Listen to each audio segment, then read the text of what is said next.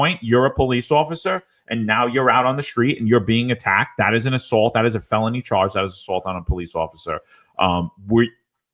It is what it is. I mean, all hats are off at that point. Are you worried about CCRB? Are you worried about IAB? Are you worried about anything at that point? No.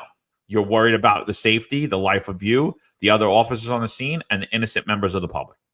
And hopefully the show of force is enough that these kids all run, get back in their cars, and bounce, right? And more than likely, if they see strong supervision and they see a plan happening, they're leaving.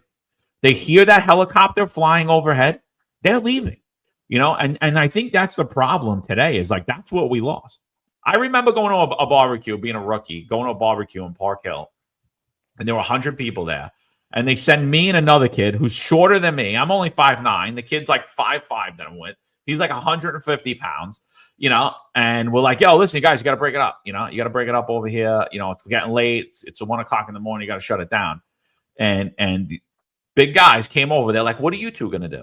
I was like, we're not going to do nothing. I said, I'm going to get on the radio right now. There's going to be 100 cars here, and there's going to be a helicopter flying overhead, and you're all going to go to jail. And he goes, fair enough. All right, guys, break it up. And they left because we had the omnipresence at that time. In order to restore that to where things could be taken before they get out of hand. And even in that situation got out of hand, and that was let happen. Even the situation I was in, the other tour let that happen. It shouldn't have happened. Yeah, we should have removed them prior to that even happening. But we still had the presence at that time that you would go to jail. You would spend the weekend in jail for being disorderly, for fighting with the cops, for not following a lawful order. And in order to restore that, we need to be the police.